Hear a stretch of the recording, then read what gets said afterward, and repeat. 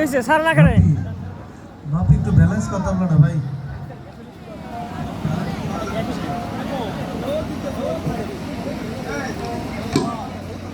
ওটা আমেরিকা যে আসছে হ্যালো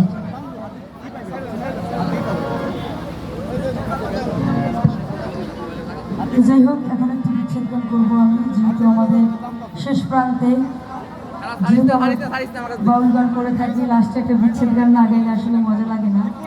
তো সেই